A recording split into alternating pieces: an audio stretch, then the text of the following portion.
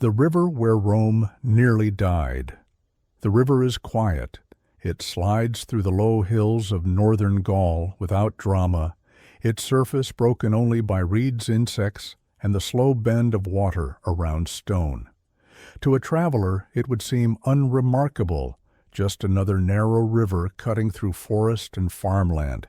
But in the summer of 57 BC, this river nearly destroyed Rome. Imagine standing on its banks in that moment. The air is thick with heat and tension. Dust hangs above the road like a veil. Roman legions, hardened veterans of conquest, march forward in orderly columns, shields, stacked helmets glinting beneath a pale northern sun. They believe the enemy has fled. They believe the worst is behind them. They are wrong. Within minutes, the valley will erupt into chaos. Roman formations will shatter. Standards will fall. Centurions will die where they stand. Julius Caesar himself will be forced to seize a shield and fight in the front ranks, not as a commander, but as a soldier struggling to prevent annihilation.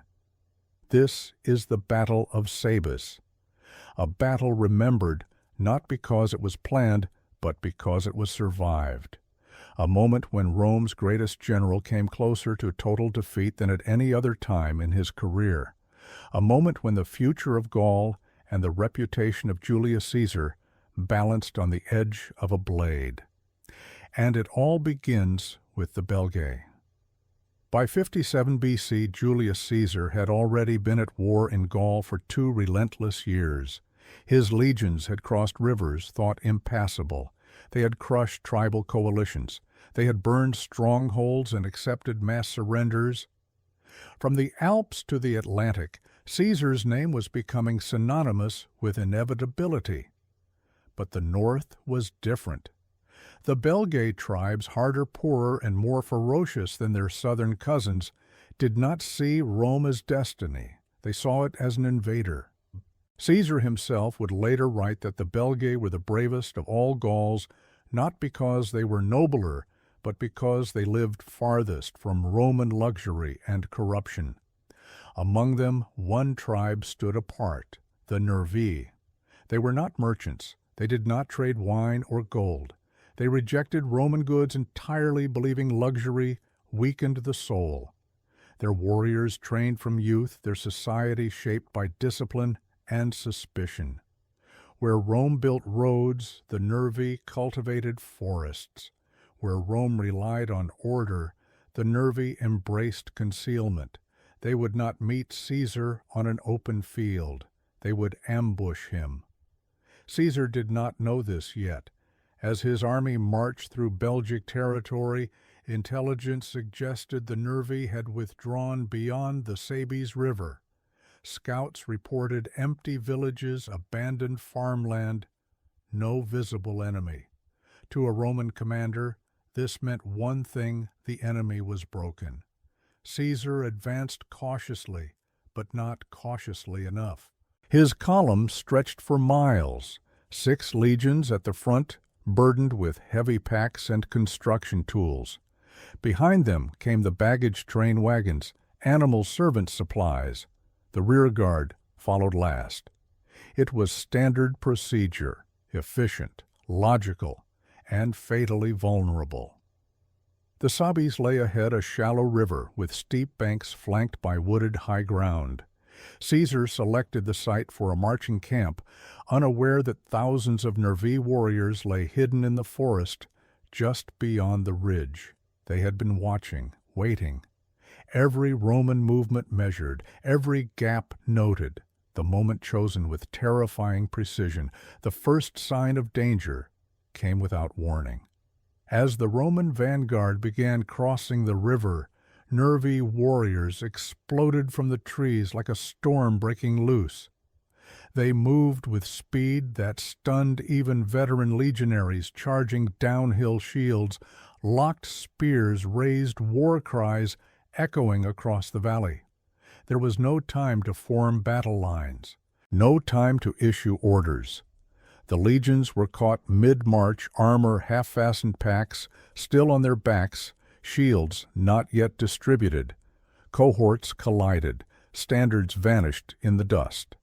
The Roman machine, so dependent on preparation and formation, began to fracture. This was exactly what the Nervii had planned. They surged across the river, cutting through exposed units, driving wedges between legions. Some Roman soldiers fought alone, isolated, surrounded, fighting not for victory, but for space to breathe. Caesar arrived to find disaster unfolding. He later wrote that officers had no time to receive orders or recognize their own units. Men fought wherever they happened to be standing. Discipline held, but barely. The Nervii pressed harder. They believed this was the moment Rome could be destroyed, and for a terrifying stretch of time, they were right. Picture Caesar now. Not the marble statue, not the calm dictator of later years, but a man in the dust blood on his cloak grabbing a shield from a fallen soldier. He rushes to the front line shouting encouragement, pointing out enemy positions, calling centurions by name. This is not command from a distance. This is survival. Roman lines bend. Some collapse entirely. On the right flank, a legion is nearly wiped out. On the left, another is pushed back toward the river. Nervii warriors climb Roman earthworks with bare hands, cutting down defenders at the edge of the camp. For the first time in the Gallic Wars, defeat is not theoretical. It is happening. And yet Rome does not break. Centurions rally their men. Veterans lock shields even without orders. Units reform instinctively. Muscle memory forged by years of drill and bloodshed. Slowly, painfully, the Roman line stabilizes. Then, just as exhaustion begins to claim, the Nervii help arrives. The rear legions, those guarding the baggage train, turn and charge back into the fight. Fresh troops slam into exposed Nervii flanks. Cavalry exploits gaps. Momentum shifts. The Nervii fight on anyway. They do not retreat. They fight until their formation disintegrates, until their leaders fall, until survivors are standing on piles of their own dead. When the fighting finally ends, the river runs dark. The Battle of Sabis is over. Rome stands barely. Of the Nervii, Caesar claims that only a fraction survive. Their tribal leadership is shattered, their resistance broken, in a single afternoon of violence so intense it nearly erased a people from history. But Caesar knows the truth. This was not a clean victory. This was a warning. Gaul will not fall easily. Rome is not invincible. And even the greatest general can be brought to the brink by an enemy who understands terrain timing and human weakness. The river is quiet again, but its lesson will echo for centuries. The Iron North, the Belgae, and the world beyond Rome. Before the swords clash, before the river runs dark with blood, the story of the Battle of Sabis begins far from the battlefield, deep in the forests, villages, and tribal halls of northern Gaul. This is the land of the Belgae. To the Romans, the north was a frontier of shadows. Cold forests replaced vineyards. Muddy rivers replaced stone roads. The rhythms of Roman life markets, baths, laws, fell away, replaced by a harsher world shaped by survival and suspicion. Caesar himself tells us this in Commentarii de Bello Gallico. The Belgae, he writes, are the bravest of all the Gauls, not because they are noble, but because they are distant. Distant from Roman merchants, distant from imported wine, distant from comfort. And in that distance they became dangerous. The Belgae were not a single people. They were a constellation of tribes, Suessiones, Bellovaci, Atrebates, Viromandui, Aduatuci, each with its own leaders, rivalries, and ambitions. But among them stood one tribe that terrified even its allies, the Nervii. They were austere to the point of fanaticism. While other tribes traded cautiously with Rome, The Nervii banned merchants entirely. Wine was forbidden, luxury goods were despised. Wealth they believed softened warriors and weakened resolve. Children were raised for endurance, men trained for war as a duty, not a profession. Their society was organized not around cities or kings, but around clan loyalty and battlefield reputation. They did not build walls.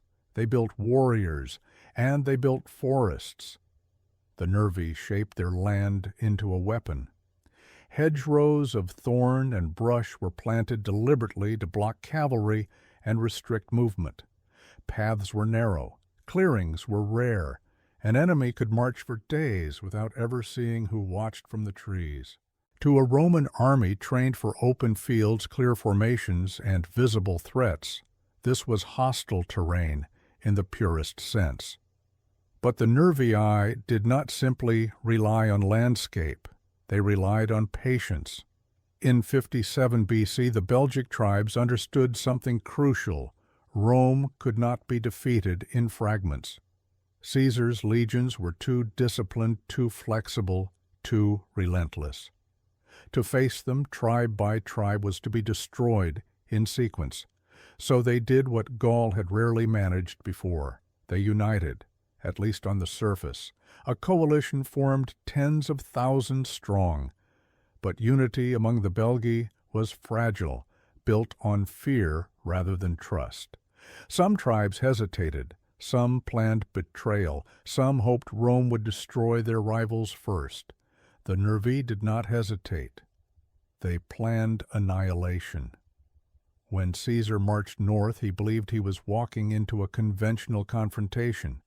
Scouts reported large enemy numbers, but also suggested disorganization. Villages were abandoned. Fields left unharvested. To Caesar, this looked like fear. To the Nervii, it was bait. They withdrew deliberately, pulling Roman intelligence forward, feeding it just enough truth to conceal the real plan. They let Caesar believe they were retreating beyond the Sabis. In reality, they were digging in, waiting. Imagine their council before the battle. No marble halls, no written decrees, just men hardened by weather and war standing in a forest clearing speaking quietly about timing and terrain. They know the Roman order of march. They know the baggage train will separate the legions. They know Roman discipline depends on preparation. So they choose a place where preparation is impossible. A river crossing, a wooded ridge. A moment when shields are stacked and armor is loose. This is not bravery. This is calculation. The Nervii do not intend to defeat Caesar gradually. They intend to break him in a single strike. Their warriors will charge downhill at full speed, crossing the river before Roman lines can form. They will target officers, standard-bearers, centurions, the spine of Roman command. They will not pursue fleeing enemies. They will press forward until resistance collapses. They understand something fundamental about Rome. If discipline breaks, Rome dies. This worldview stands in sharp contrast to Caesar's, for Rome war is expansion, prestige, and political survival. Caesar fights not only for empire, but for his own future. Defeat in Gaul would mean disgrace in Rome and possibly death at the hands of rivals. For the Nervii, war is existence. There is no Senate watching, no triumph awaiting. There is only survival or extinction. That difference will shape everything that follows. As Caesar's legions move closer to the Sabis, neither side yet knows how close the margin will be. Rome believes it marches toward victory. The Nervii believe they are moments from freedom or glorious death. Two civilizations, two visions of strength, one battlefield, and soon no room for mistakes. Caesar before the storm. Before the clash of shields at the Sabis, before the forest erupts with screaming warriors. Julius Caesar is fighting a different battle, one far from Gaul, one fought in marble halls, whispered alliances, and crushing debt. To understand why the Battle of Sabis mattered so deeply, you must understand the man who led Rome there. In 57 BC, Julius Caesar is not yet the legend carved into stone. He is not dictator for life. He is not the conqueror whose name will become synonymous with empire. He is instead a man under pressure, a man who cannot afford to lose. Caesar's rise has been dazzling but precarious. Born into an old patrician family that had long since lost real power, Caesar inherited a famous name but little money. From early adulthood he pursued influence relentlessly, public offices, lavish games, generous bribes. Each step upward bought him popularity, but at the cost of staggering debt. By the time he secured the consulship in 59 BC, Caesar owed enormous sums to Rome's wealthiest men. His political enemies waited patiently, knowing that a single setback could bring prosecutions, exile, or worse. Gaul was his escape. The governorship of Cisalpine and Transalpine Gaul offered Caesar something priceless: time immunity and an army. Conquest would bring loot to pay debts, victories to silence rivals, and loyal legions bound to him personally. But Gaul was not a sideshow. It was vast, violent, and unpredictable. Every campaign was a gamble. Every march risked ambush. And every defeat, even a small one, could echo back to Rome with catastrophic consequences. Caesar understood this better than anyone. That is why he wrote. Commentari de Bello Gallico is not just history. It is strategy, political strategy. Caesar narrates events carefully shaping perception, emphasizing control, minimizing failure. When he later describes the Battle of Sabis as the most dangerous of the war, that admission is extraordinary. It means the danger was so undeniable it could not be hidden. Because Caesar never forgets his audience. Rome is always watching. By 57 BC, Caesar's confidence has grown, but so has his exposure. He has defeated the Helvetii. He has crushed Ariovistus and the Germanic threat. His reputation is swelling. His enemies grow more anxious. They wait for him to stumble. The Belgae campaign is supposed to be routine, a consolidation of northern Gaul, a warning to potential rebels. Caesar expects resistance, but not catastrophe. And yet, there are signs. Caesar is a master of intelligence, but intelligence in Gaul is unreliable. Tribal loyalties shift overnight. Scouts can be bribed, misled, or simply mistaken. Caesar knows this, but he also knows that momentum is power. Hesitation invites rebellion. So he advances. 6 legions. Veterans hardened by years of campaigning. Officers who trust his instincts. Centurions who know their men by name. This is not an army of conscripts. This is a machine sharpened by constant war. And Caesar believes he controls it. Yet control is always an illusion. Roman warfare depends on rhythm, march halt, build camp, rest advance.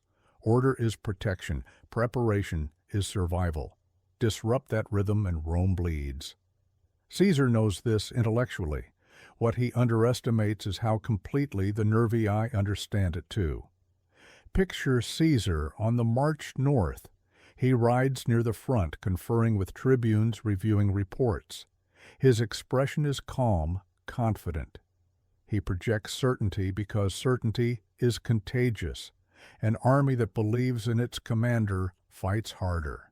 But internally, Caesar calculates constantly. He counts legions, measures distances, evaluates allies, considers how each victory will play in Rome. Gaul is not just a battlefield, it is a stage. The Belgic coalition worries him not because of its size, but because of its nature. Unity among tribes is rare. When it happens, it signals desperation or brilliance. Caesar suspects both. He moves quickly to prevent the coalition from fully mobilizing, forcing engagements, dividing enemies before they can coordinate. It is classic Roman strategy, but it requires accurate assumptions, and at the Sabis, one assumption is wrong. Caesar believes the Nervii have withdrawn. He believes the immediate threat has passed. He believes he has time. This belief shapes everything that follows: the order of march, the placement of legions, the relaxed pace as the army approaches the river. None of this is careless by Roman standards, but war punishes even small errors. When Caesar later recalls the battle, he emphasizes his own reaction, how quickly he responded, how personally he intervened. This is not vanity, it is defense. He knows that historians, senators, and rivals will read between the lines. Why were the legions caught unprepared? Why was the camp unfinished? Why did order nearly collapse? The answer, though never stated outright, is simple: because Caesar was human. At Sabis, Caesar comes face to face with a truth every great commander eventually learns: genius does not prevent surprise. Experience does not eliminate risk. Control does not guarantee safety. And when the Nervii strike, they do not just attack Roman soldiers, they attack Caesar's confidence. In the moments before the ambush, Caesar likely feels satisfaction. The enemy seems distant. The terrain is chosen. The army is intact. Then the forest explodes. And suddenly the future of a man who will reshape the world depends not on politics or ambition or narrative, but on whether discipline can survive chaos, whether courage can overcome shock, whether Caesar himself can hold when everything begins to fall apart. The storm is no longer coming. It is here, a land made for ambush. Long before the first Roman shield splintered at the Sabis, the battlefield had already been chosen, not by chance, not by fate, but by a people who understood their land as intimately as Rome understood war. Northern Gaul is not the Gaul of Roman imagination. There are no wide plains stretching cleanly to the horizon, no sun-baked fields where legions can deploy in perfect order. Instead, the land folds in on itself, rolling hills, narrow valleys, tangled forests, and rivers that cut sharply into the earth like wounds that never heal. To the Nervii, this land is not an obstacle, it is an ally. Imagine the region as Caesar's army approaches the Sabis. The road narrows. Forest presses close on both sides, the trees tall and dense, their branches interwoven like barricades. Visibility shrinks. Sound behaves strangely, echoing, muffled, distorted. A snapped twig could be a deer or a warning. The river itself is deceptive. Shallow enough to cross without bridges, yet bordered by steep banks that slow movement. On one side, a gentle slope, ideal for a marching army to descend. On the other, a wooded ridge rising sharply, offering concealment, elevation, and dominance. To a Roman engineer, it looks manageable. To a Nervii war leader, it looks perfect. Roman warfare is built on clarity, clear lines of sight, clear formations, clear commands, a battlefield where orders can be seen, heard, and enforced. The Sabis offers none of these. Instead, it fractures vision and sound. Units crossing the river cannot see those still approaching. Orders shouted near the front dissolve into noise. Dust rises, mixing with mist from the water, blurring outlines and faces. It is a place where discipline is tested and where fear spreads fast. The Nervii have prepared this ground for years. They have cultivated dense hedges, living walls of thorn and brush, specifically designed to block cavalry and restrict movement. These are not natural growths. They are engineered obstacles shaped over generations. Roman horsemen will find themselves trapped. Roman infantry will struggle to maneuver. The enemy hidden behind these barriers will strike from angles Rome does not expect. This is not primitive warfare, it is asymmetric warfare. The Nervii do not plan to meet Rome in formation. They plan to erase formation entirely. Their strategy is brutally simple attack before Rome can become Rome, before shields lock, before lines align, before the machine awakens. Caesar, for all his brilliance, underestimates this land. Not because he is careless, but because Roman success has conditioned him to expect adaptability from enemies, not transformation. He expects tribes to fight Rome like weaker versions of Rome. The Nervii do not. They fight Rome like a storm. As the legions approach the Sabis, they begin their routine, cross the river, select high ground, construct the marching camp. Every Roman soldier knows the rhythm by heart. Each step has purpose. Each pause is calculated. But the terrain stretches the column thin. The front legions reach the river first. The middle is still descending hills. The rear, along with the baggage train, lags behind. This separation is subtle, but it is fatal. From the wooded ridge across the river, Nervii warriors watch silently. They do not shout. They do not move. They let the Romans commit fully, letting the river split the army in half, letting the camp begin to form, letting shields be stacked and armor loosened. Patience is their weapon, and they wield it perfectly. The forest itself becomes a living thing. Branches sway not with wind, but with breath. Eyes peer through leaves. Hands tighten on spear shafts. Warriors crouch, muscles coiled, waiting for the signal that will unleash them all at once. The Nervii understand momentum. They understand shock. They know that if they hesitate, Rome will recover. So they do not hesitate. When the attack comes, it will feel impossible.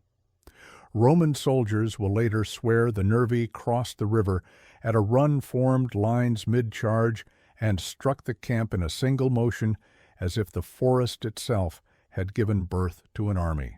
This is not exaggeration. This is the product of preparation to reign and timing aligned with ruthless intent. Caesar later describes how the Nervii emerged so suddenly that there was no time to issue orders, no time to call men to their standards. That suddenness is not luck, it is design. For centuries, Roman military doctrine has been built on controlling space. The Nervii control time. They choose the exact moment when Rome's strengths are weakest. And the Sabis gives them everything they need: cover, elevation, concealment, confusion. This land does not favor empires. It favors those who know every tree, every slope, every shadow. At Sabis, the battlefield is not neutral, it is hostile. And when the moment comes, it will turn against Rome with terrifying speed.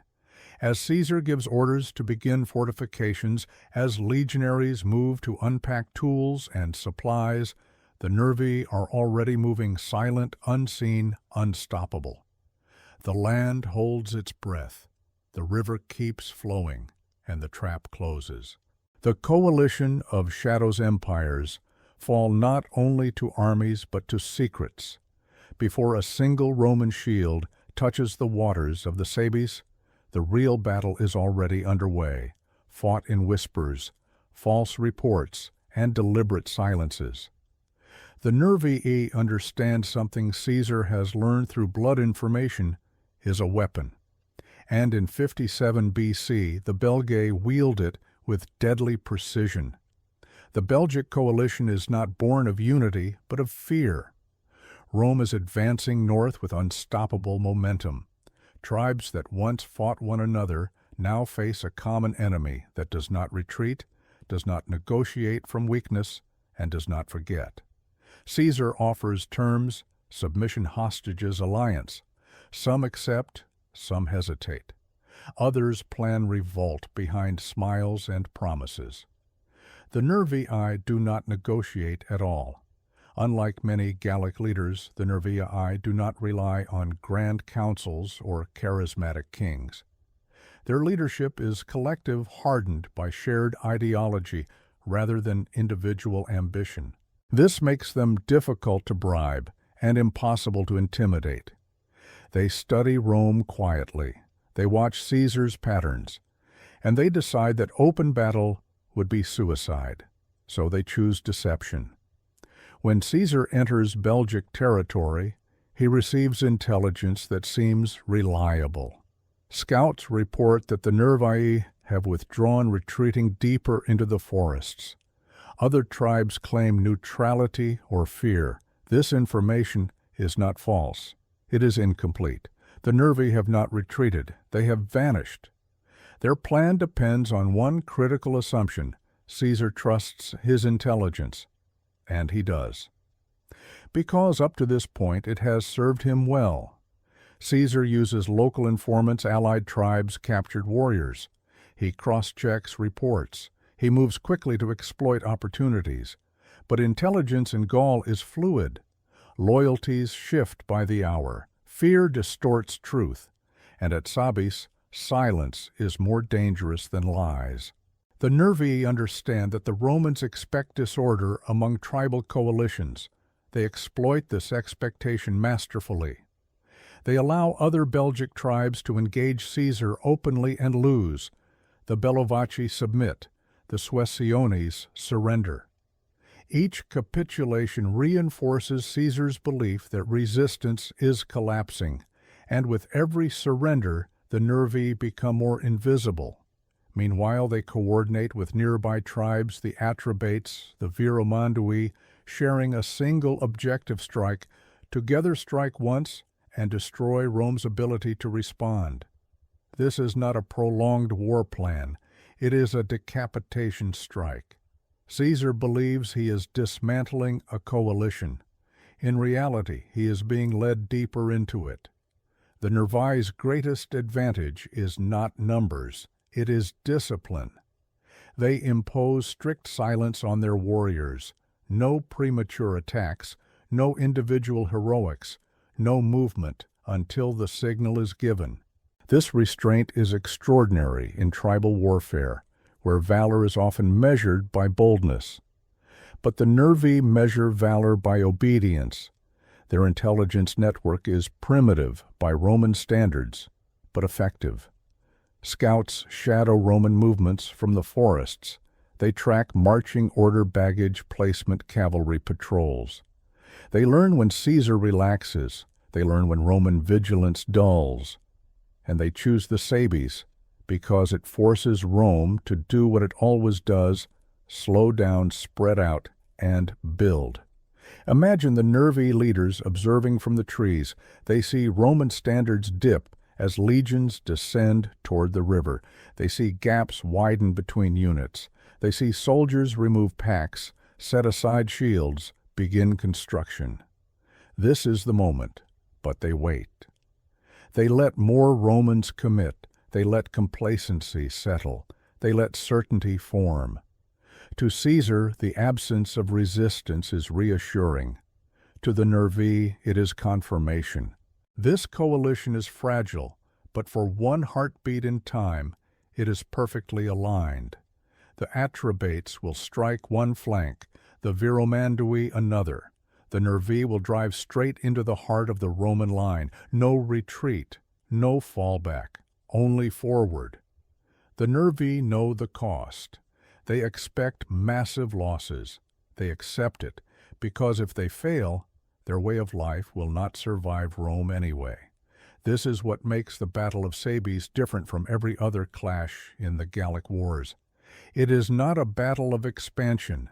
It is a battle of extinction. Caesar does not see the shadows closing in. He believes the campaign is nearly complete.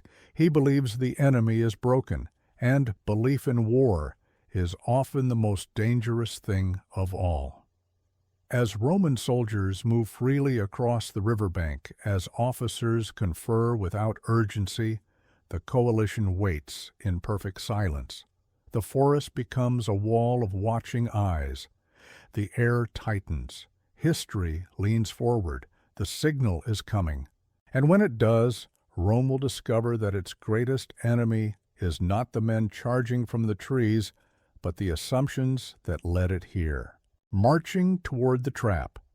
The Roman army advances, as it always has, methodical, disciplined, confident, in a system that has conquered the known world. Stand beside the column as it moves north through Belgic land. You hear the rhythmic crunch of sandals on gravel, the low murmur of voices, the clink of metal against metal. Standards sway gently above the dust-red banners marking each legion's place in the order of march. To an outsider, it looks unstoppable. To the Nervii, it looks vulnerable.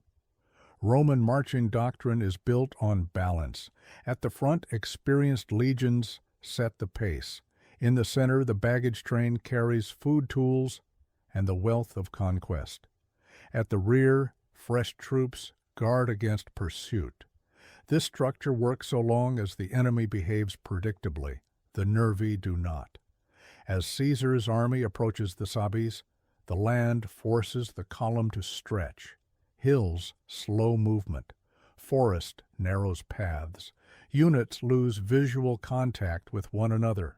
None of this alarms Roman officers. This is normal, but normal is exactly what the Nervii have planned for. Caesar rides forward consulting scouts who report no immediate threat. Villages remain empty. No enemy banners are visible. The Nervii, it seems, have retreated deeper into the wilderness. The absence of resistance is reassuring, too reassuring. The legions reach the river in sequence, not as a single mass. The first units begin crossing shields held high water, splashing around greaves. On the far bank ground rises sharply toward a wooded ridge. Caesar selects the site for a camp. It is logical, high ground, access to water, space to fortify. Roman soldiers immediately begin their work. This is the moment of maximum vulnerability. Men stack shields, remove helmets, loosen armor straps. Tools come out, picks, shovels, stakes. Orders are given casually without urgency. This is not negligence. This is confidence earned by years of success.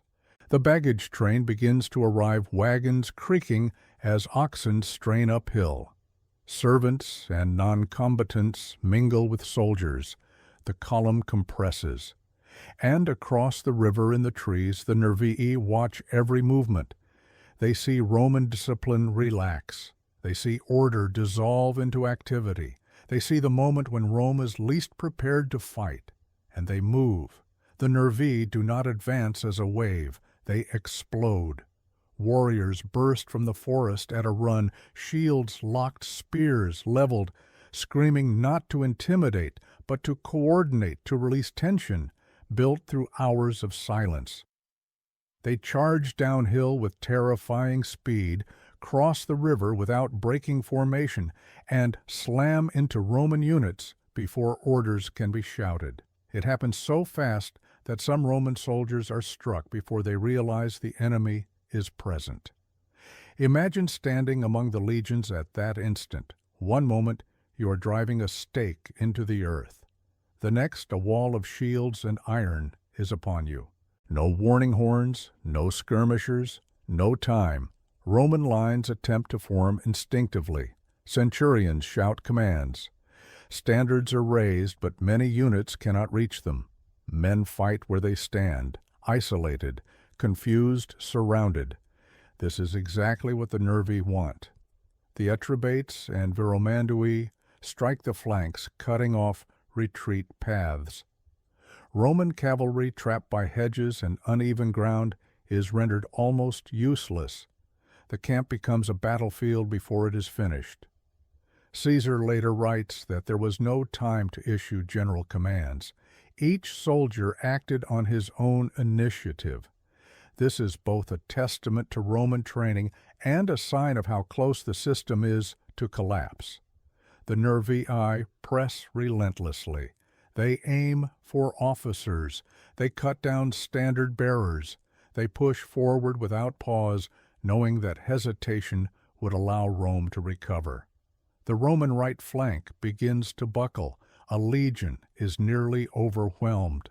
Men are driven back toward the river, some slipping on the steep banks, dragged under by weight of armor and panic. For the first time in the campaign, the word defeat enters Roman minds. Caesar arrives at the front to find chaos. Dust clouds obscure vision. Shouts overlap in confusion.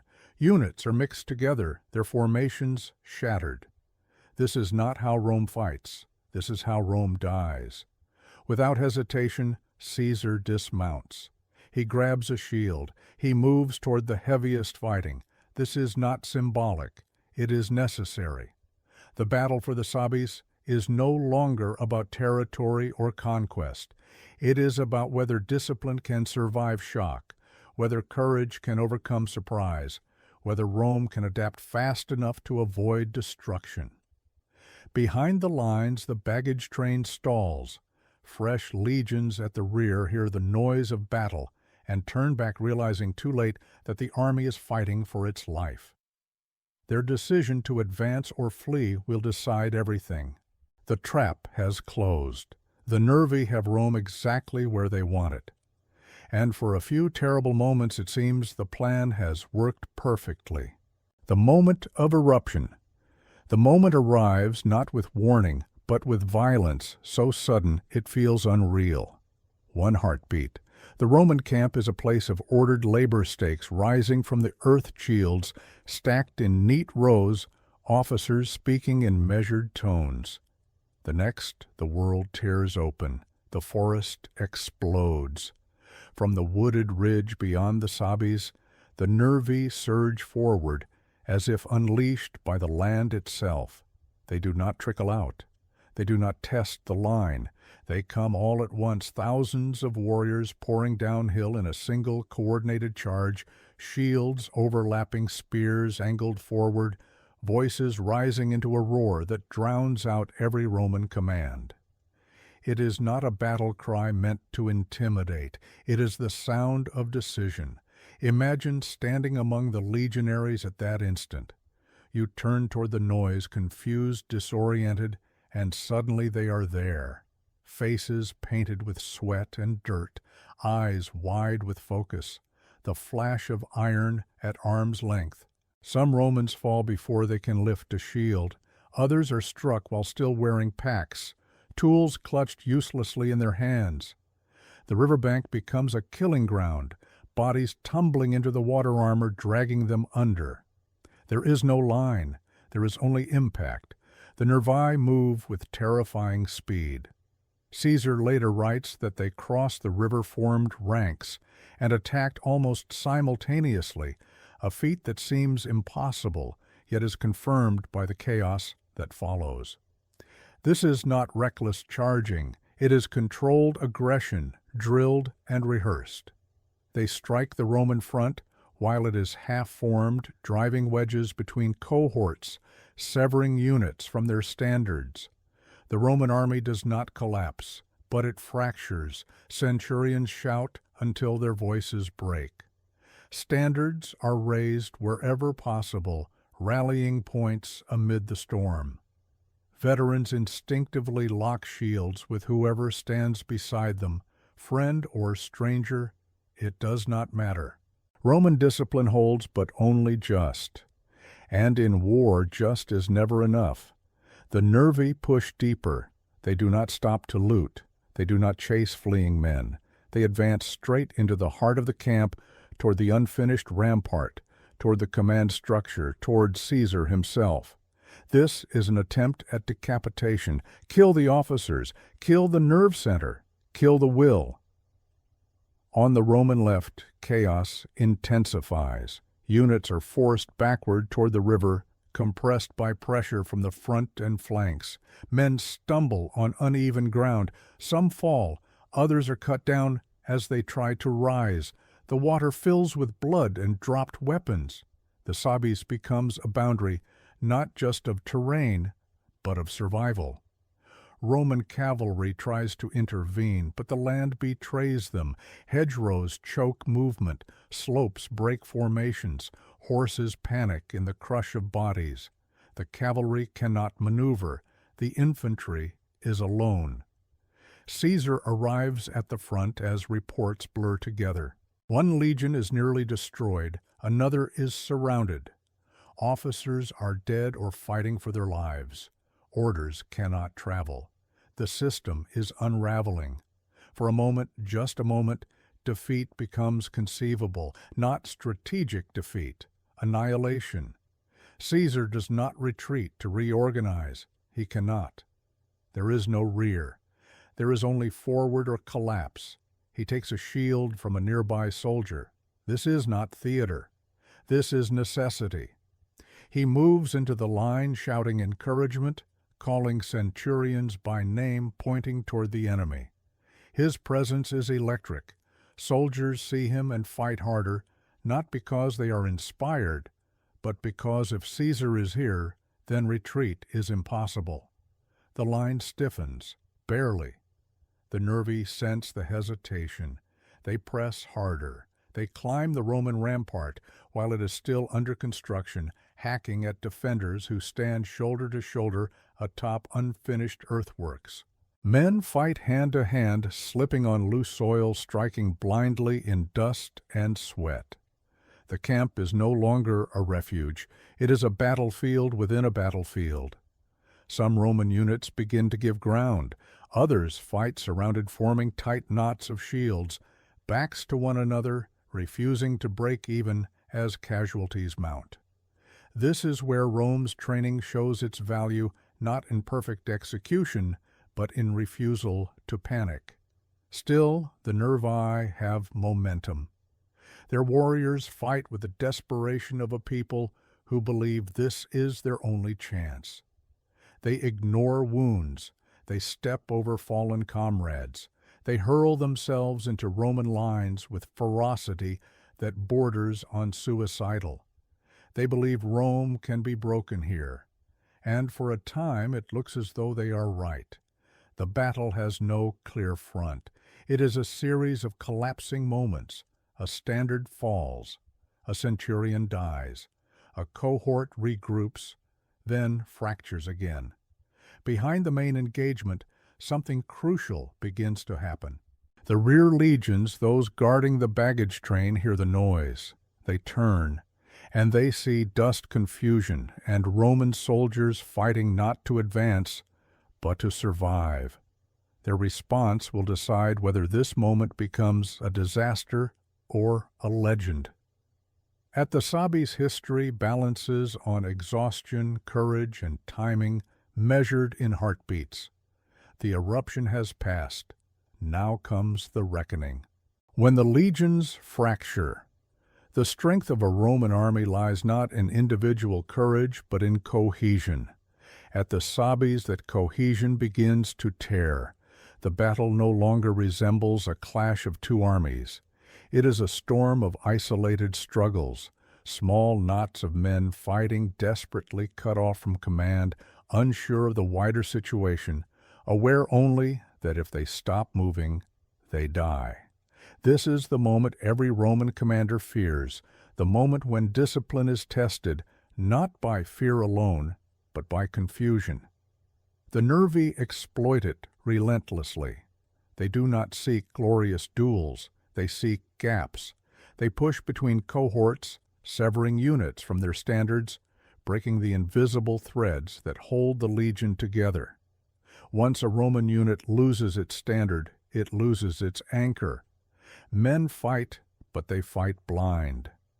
On the Roman right, a legion is pressed so hard that its formation buckles inward. Warriors surge through the opening, stabbing at exposed sides, dragging men down into the press. Centurions fall first. They always do. Each one wears his status openly crested helmet, decorated armor marking him as a target. The Nervii aim for them with grim efficiency. When a centurion falls, command dies with him. The Roman left fares no better. Here the ground slopes steeply toward the river. pressed by advancing Nervii and flanked by allied tribes. Roman soldiers are forced backward step by step.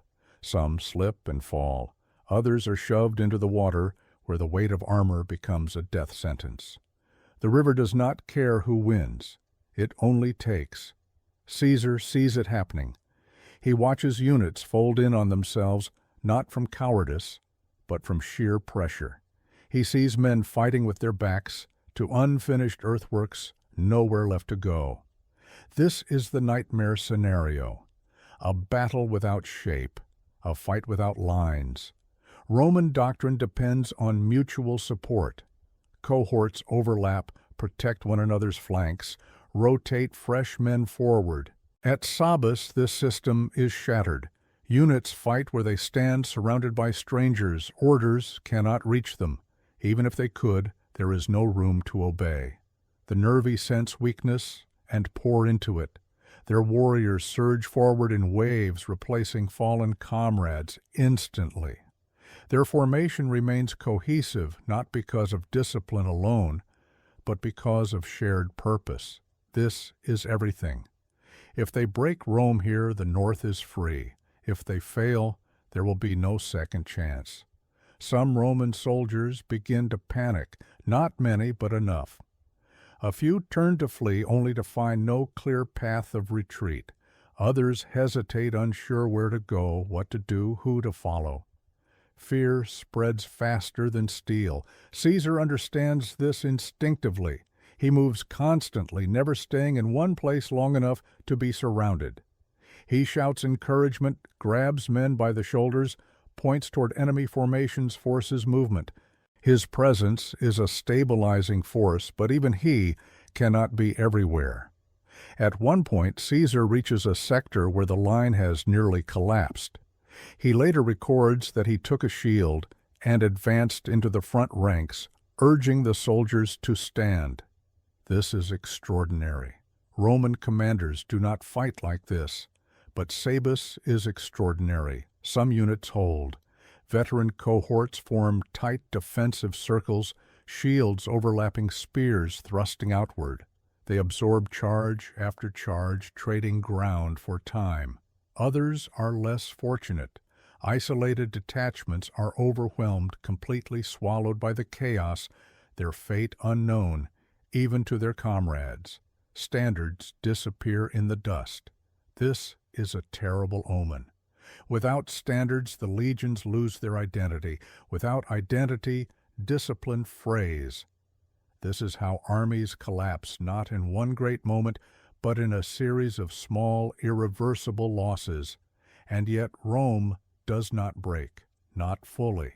Something stubborn, ingrained through years of training, refuses to give way.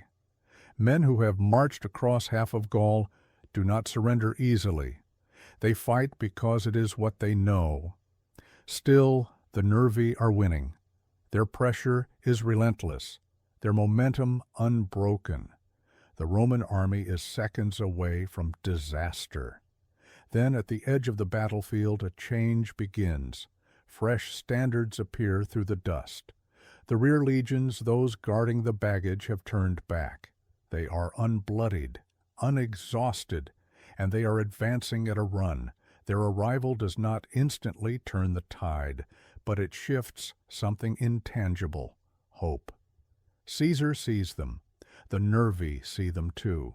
And for the first time since the ambush began, the future of the battle is no longer certain.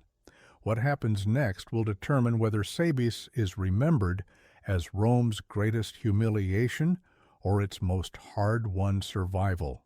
Caesar takes the shield. There are moments in battle when command collapses into instinct. At the Sabis, Julius Caesar reaches that moment. The Roman line is still fighting, but it is fighting unevenly, desperately, without coherence. Some cohorts hold. Others bend. A few have already vanished into the dust and blood, their fate uncertain, their standards lost. This is no longer a battle that can be saved from horseback or by messenger. So Caesar steps forward. He takes a shield, not ceremonially, not for legend. He takes it because, without one, he will die. This single act, recorded calmly in his own account, marks the most dangerous moment of his life. The general of Rome's armies enters the front ranks not as a symbol, but as a necessity. The decision is instinctive. If the men break, everything ends here. Imagine standing in that line as Caesar appears beside you. He is dusty, his cloak marked with blood that may not be his own. He does not shout abstract speeches. He calls centurions by name. He points. He orders advance, not retreat. His voice cuts through the noise because it is familiar, because it is calm, because it does not waver. Roman soldiers are trained to obey, but they are also trained to read danger. Seeing Caesar here tells them something vital. There is no reserve. There is no withdrawal. There is only this ground, and it must be held.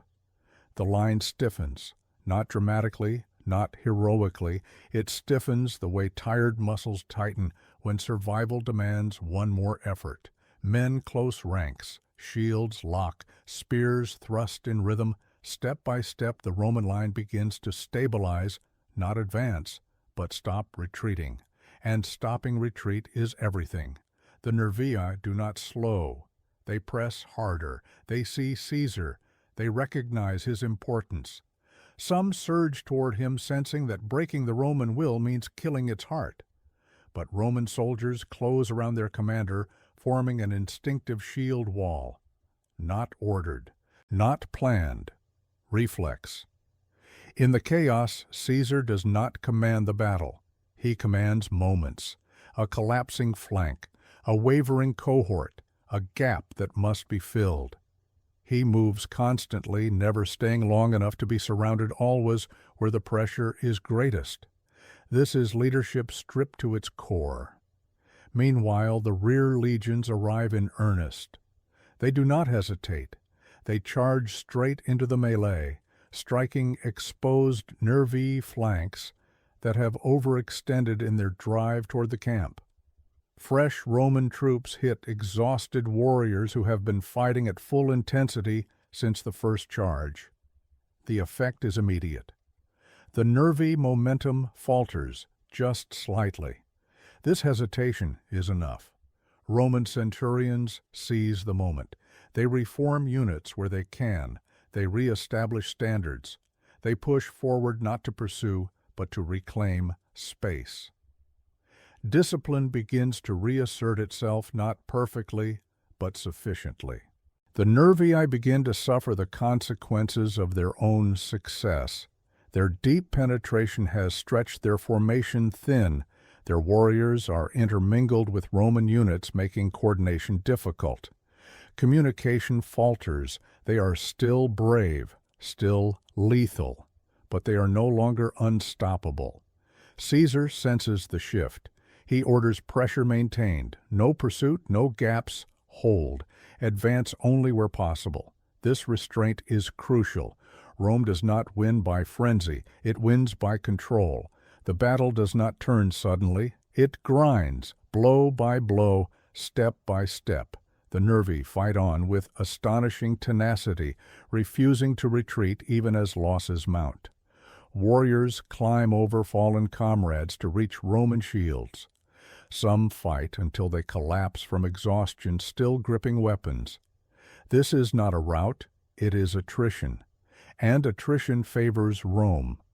As Roman lines reconnect, as cohorts regain mutual support, the advantage of training becomes decisive. Fresh men rotate forward. Exhausted ones fall back. Shields overlap. Spears thrust in measured rhythm. The Roman machine, damaged, battered, begins to function again. Caesar remains at the front until the danger passes.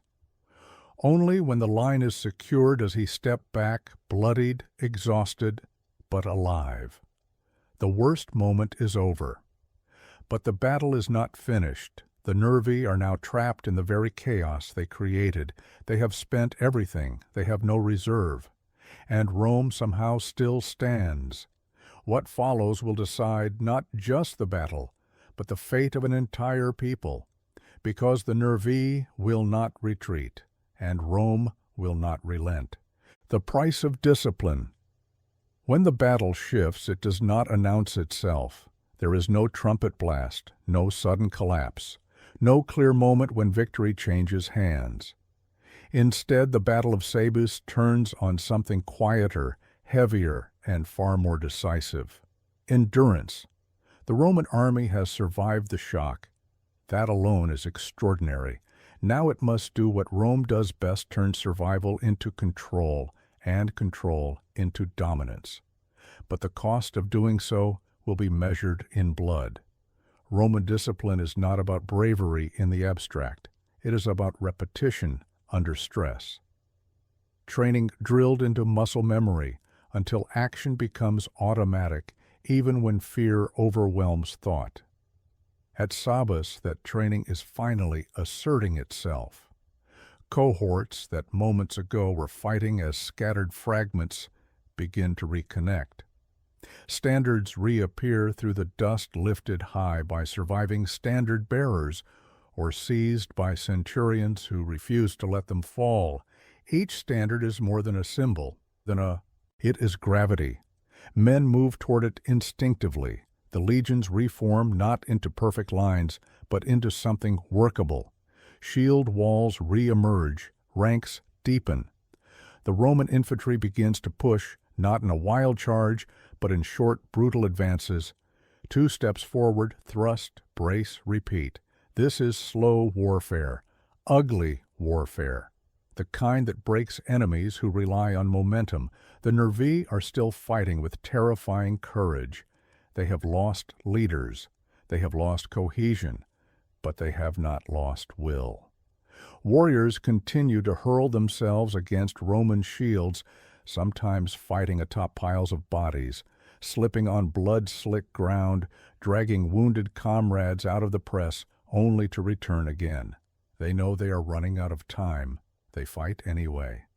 Here, individual acts of heroism matter.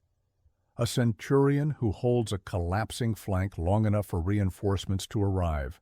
A standard-bearer who refuses to let the eagle fall even as enemies close around him. A cohort that advances into a killing zone simply because retreat would doom the men beside them. These moments will not be named in history, but they decide it. The Roman rear legions now fully engage. Their fresh strength allows Caesar to stabilize the battlefield entirely. Cavalry, finally finding room to maneuver, harasses. Exposed Nervii flanks, cutting down warriors who attempt to regroup. The battlefield contracts. What was once chaos begins to resemble structure. The Nervii are forced back not by fear but by physics. They are exhausted. They have no replacements. Every fallen warrior reduces their ability to press forward. Rome, by contrast, rotates men, constantly feeding fresh soldiers into the line. This is the price of discipline, and Rome has already paid it in training sweat and years of relentless drilling. Still, the Nervii refuse to flee. Even as the Roman line advances, they stand. They form last stands around fallen leaders. They fight from knees from the ground, from sheer refusal to yield. Caesar later notes this with admiration and something like sorrow. This is an enemy worthy of remembrance. As the afternoon wears on, the outcome becomes inevitable. Roman pressure does not slacken. The Nervii begin to die where they stand. This is no longer a battle for advantage. It is a battle of annihilation. The Romans, now fully in control, do not massacre out of cruelty, but they do not stop. Mercy in this moment would be weakness. The Nervii have shown what happens when Rome hesitates. Caesar will not make that mistake again. The battlefield becomes eerily quiet, not because the fighting has ended, but because the number of voices has diminished. Shouts turn to groans, commands become whispers. The dust settles. When the last resistance finally breaks, it does so not in flight, but in collapse. The Nervii do not retreat. They fall. Rome stands victorious. But this victory is different. It does not feel triumphant. It feels sobering. Caesar surveys the field and understands what nearly happened here. He has won, but by the narrowest margin of his career. One mistake, one delayed response, one less disciplined army, and Rome would have vanished into this valley forever. The price of discipline is survival. The cost of failure is extinction. At Sabis, Rome learned both. The fatal error. Every great battle turns on a single moment. Not always the loudest, not always the bloodiest, but the moment when one side loses the ability to recover. At the Sabis, that moment belongs to the Nervii. From the beginning, their plan is brilliant. They choose the ground, they choose the timing, they strike with speed, unity, and absolute surprise. For a time, it almost works. Rome bends, Rome bleeds, Rome nearly breaks. But the Nervii make one fatal error, not of courage, not of resolve, but of success. They push too far. In the first violent surge, the Nervii achieve everything they hoped for. They smash into the Roman front before formations can solidify. They penetrate deep into the camp. They scatter legions, kill officers, seize the initiative completely. In that chaos, victory feels close, close enough to reach for. And that is when discipline begins to slip. The Nervii do not have reserves. They never planned for a prolonged battle. Their entire strategy depends on collapse on Rome, breaking outright under shock and confusion. When that collapse does not come immediately, the Nervii continue to press forward deeper and deeper, chasing momentum rather than containment. This is the error. Their warriors surge into the Roman camp in dense clusters, fighting fiercely, but losing the shape of their original formation. Units intermingle, communication falters, leaders fall and cannot be replaced. What was once a unified strike becomes 1,000 individual fights, heroic, but uncontrollable. From above, if you could see the battlefield as a whole, the change would be clear. The Nervii line is no longer a line, it is a mass, and masses are vulnerable. Rome thrives on this. As fresh legions arrive from the rear and Caesar stabilizes the front, the Roman army begins to do what it does best: compress the battlefield. They close gaps. They deny movement. They turn freedom into confinement. The Nervii, who relied on speed and momentum, now find themselves fighting in crowded spaces, hemmed in by Roman shields and earthworks they themselves had crossed minutes earlier. Their greatest strength has carried them into a trap of their own making. The Roman counterpressure builds slowly, inexorably. This is not a dramatic reversal. It is worse. It is suffocation. Warriors who once charged downhill now fight uphill physically and psychologically. Fatigue creeps in. Arms grow heavy. Breathing becomes labored. The Nervii are still brave. But bravery cannot restore lost cohesion. Caesar sees it. So do his centurions. The order is not shouted. It is understood. Press. Roman units advance in short, brutal pushes, using shields as moving walls. They do not pursue fleeing men. They do not break formation to chase glory. They grind forward. Every step costs blood, but every step favors Rome. The Nervii try to regroup. They attempt to form defensive knots around fallen leaders fighting back-to-back, refusing to yield even as Roman pressure increases. Some warriors climb atop piles of the dead to strike downward using corpses as elevation. It is desperate, it is magnificent, and it is doomed.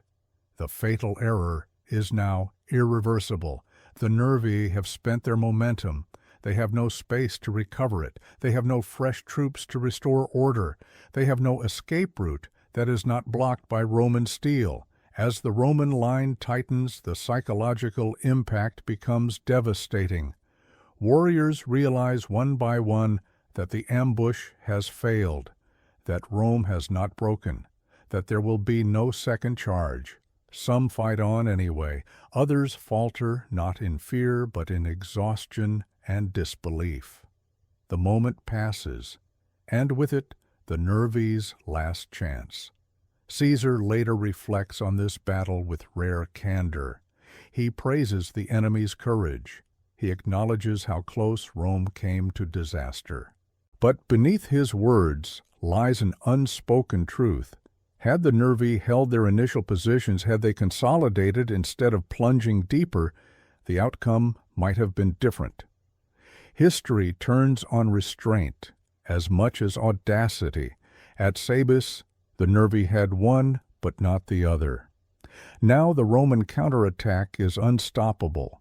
The battlefield tilts, and what follows is not a retreat, not a rout, but something far darker, the destruction of a people who have nothing left to give, a people broken. When the battle finally ends, it does not end cleanly. There is no clear line between combat and aftermath, no trumpet to signal mercy or restraint.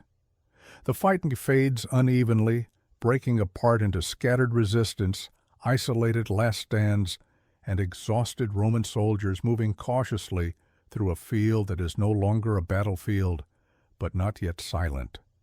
The Nervii do not retreat. They cannot. They are surrounded by the consequences of their own courage. Across the valley of the Sabis bodies lie where they fell, stacked in grim, unnatural formations, some piled so high that Roman soldiers later remark they used the dead as stepping stones to cross the river. The water runs thick and dark, clogged with shields, spears, and men who slipped beneath its surface and never rose again. This is not triumph. It is devastation. The Nervii fight to the last. Small groups form desperate circles backs, pressed together, striking outward until their arms fail. Wounded warriors drag themselves upright to swing one final blow. Some refuse to release their weapons, even in death fingers, locked in rigor around spear shafts and sword hilts. There is no plea for mercy. There is no surrender, only defiance. Caesar watches this with a mixture of awe and calculation. He understands the danger of such people, and he understands the danger of leaving them alive. Roman soldiers advance cautiously now, not because the enemy is weak, but because the enemy refuses to acknowledge defeat. Each step forward could still bring a sudden lunge, a last thrust, a final act of resistance. Centurions issue quiet commands. Advance. Hold formation. No gaps. This is no longer battle. It is extermination by necessity. Ancient sources, Caesar foremost among them, record staggering losses among the Nervii. Of tens of thousands who went to war, only a remnant survives. Their elders, their leaders, their warriors, cut down in a single afternoon. Entire lineages end here. Names vanish from memory. Voices are silenced forever. Caesar does something unusual after the fighting ends. He allows survivors, women, children, and the few remaining warriors to gather what remains of their people. He permits them to reorganize under Roman oversight. This is not mercy born of compassion. It is control. A broken people is easier to manage than a vanished one that might inspire legend and revenge. The Belgic allies who fought alongside the Nervii see the outcome clearly. The Atrebates flee, the Viromandui scatter. Any remaining hope of coordinated resistance dies with the Nervii. The coalition of shadows dissolves into fear and submission. Word spreads quickly through northern Gaul, not as propaganda, as warning. For Roman soldiers, the aftermath is sobering. They have won, but at terrible cost. Veterans count the dead and injured. Officers note how close the army came to collapse. Some men sit in silence, staring at nothing, still hearing the noise of battle in their minds. This is not a victory celebrated with cheers. It is endured. Caesar understands the significance immediately. He orders the army reorganized. He strengthens discipline. He tightens marching procedures. The lesson of the Sabis is burned into Roman doctrine. Never underestimate silence. Never assume retreat. Never allow complacency. For the Nervii, the lesson is final. Their resistance has failed. Their land will be absorbed into Rome's expanding sphere. Their warriors will never again gather in such numbers. Their name will survive only in Roman histories recorded by the man who destroyed them. And even there, it will be a footnote beneath Caesar's rising star. The battlefield empties slowly. Carrion birds circle. The river returns to its quiet flow. But nothing here is the same. The Battle of Sabis does not merely break an army, it breaks an identity. A way of life that rejected luxury, compromise, and submission meets an empire that tolerates none of those things. One had to give way. Caesar leaves the field knowing he has won one of the most important victories of his career, not because of its glory, but because of what it nearly took from him. His life, his army, his future. The Nervii are gone. But their stand leaves a scar on Roman memory, a reminder that conquest is never guaranteed, and that even the strongest empire can be brought to the edge by those who refuse to bend. The war in Gaul will continue. But after Sabis, it will never be the same. Gaul after Sabis. The shock of the Battle of Sabis does not fade when the bodies are buried. It travels. It moves along forest paths and river routes, through marketplaces and tribal councils, carried by survivors, deserters, and Roman messengers alike. Long before Caesar's legions march again, the story has already outrun them. Rome was almost destroyed, and Rome survived. That fact alone reshapes Gaul. In the weeks after the battle, northern Gaul falls quiet, not the quiet of peace, but the quiet of calculation. Tribes that once debated resistance now measure survival. Leaders who once spoke proudly of freedom weigh the cost of defiance against the memory of the Nervii. Because Sabis is no longer just a battle. It is a warning. The Belgic coalition dissolves completely. Those tribes that escape destruction understand the lesson immediately. Unity against Rome is possible, but only once, and failure carries consequences beyond defeat. It means annihilation. Delegations arrive at Caesar's camp, bearing hostages' gifts and promises of loyalty. Chiefs kneel where Nervii warriors once stood defiant. Treaties are signed with trembling hands. Rome does not need to conquer them by force anymore. Fear does the work. Caesar accepts submission with calculated restraint. He does not raise every settlement. He does not enslave entire tribes. Instead, he does something more effective. He integrates. Roman policy in Gaul after Sabis shifts subtly but decisively. Garrisons are placed more strategically. Intelligence networks are expanded. Marching discipline is tightened.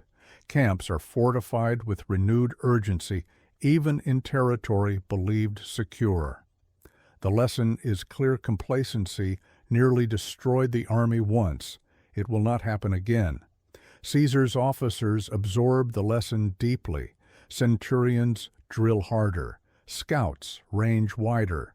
Cavalry patrols become more aggressive. Roman warfare in Gaul evolves not in response to Rome's strength, but in response to its vulnerability. Sabis has revealed that vulnerability. Politically, the victory is invaluable. Reports sent back to Rome emphasize the danger, the bravery of the enemy, and Caesar's decisive leadership at the critical moment. He does not hide the near disaster, he reframes it. This was not recklessness.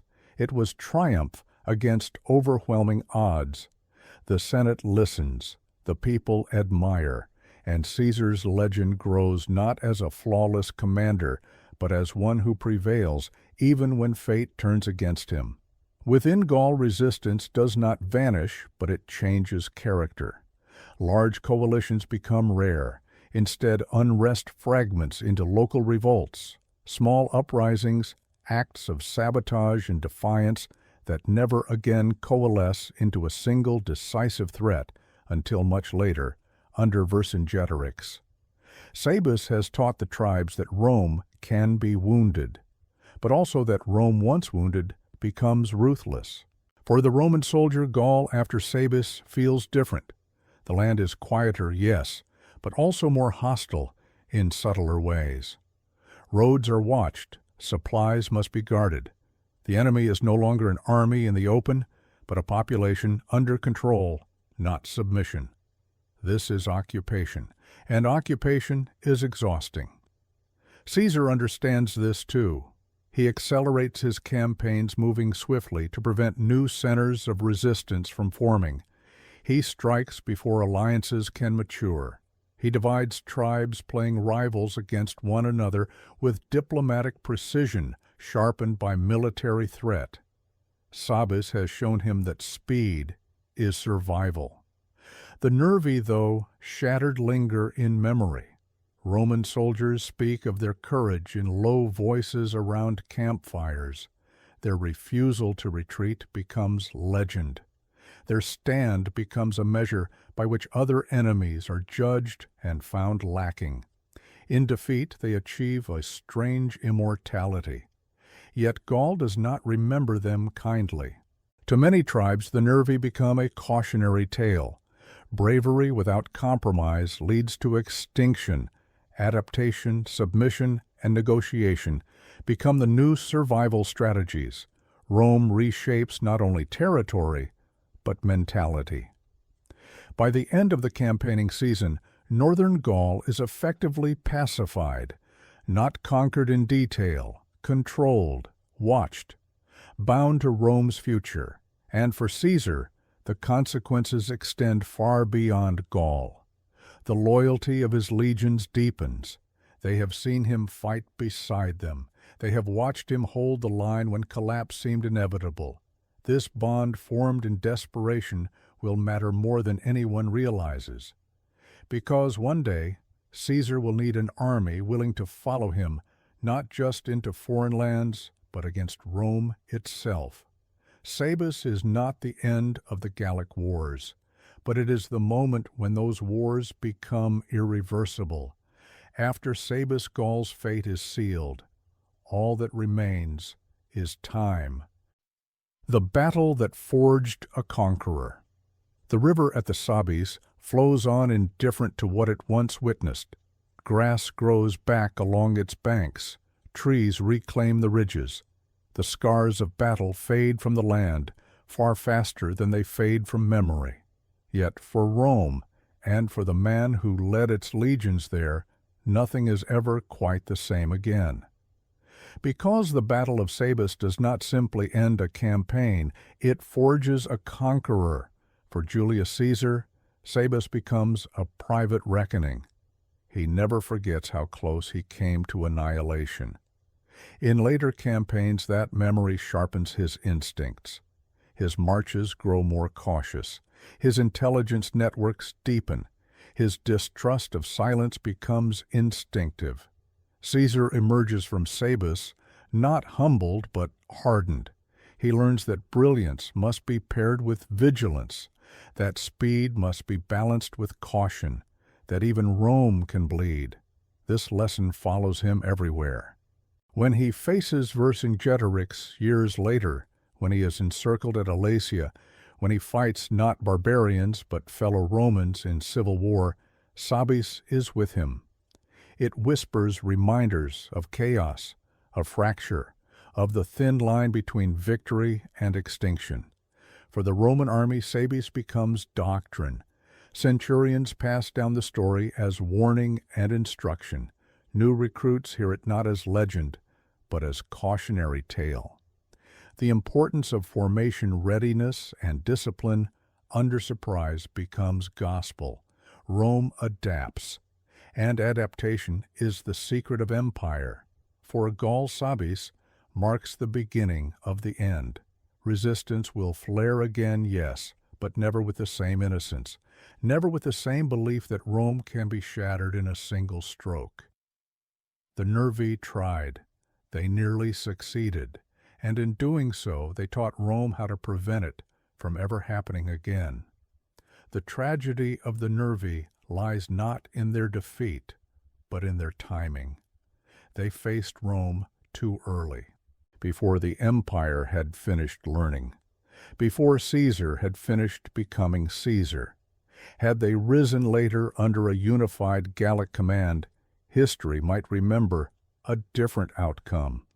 Instead, they are remembered as the ones who came closest. There is something deeply human in that. A people who refused luxury, who rejected compromise, who believed that courage, discipline, and unity could stand against an empire. For one terrible afternoon they were right. Roman historians will write of the Nervii with respect rarely afforded to enemies. Caesar himself praises their bravery, their discipline, their refusal to break. In defeat, they earn Rome's admiration. In victory, Rome earns its empire. The Battle of Sabis teaches a final brutal truth. Empires are not built on effortless triumphs. They are forged in moments of near collapse, in battles where everything goes wrong and survival demands transformation. At Sabis, Rome does not win because it is invincible. It wins because it adapts faster than its enemies, because its soldiers endure chaos without losing identity, because its commander steps forward when the system fails. This is why Sabis matters, not for its size, not for its numbers, but for its meaning. From this riverbank, Caesar will go on to conquer Gaul, challenge the Senate cross the Rubicon, and tear the Roman Republic apart. And behind every later victory stands the memory of one day when everything nearly ended. A day when Rome almost died in a Belgic valley. A day when Julius Caesar learned what it truly meant to command. The river keeps flowing. The world moves on. But the lesson of Sabis endures, etched not in stone, but in blood.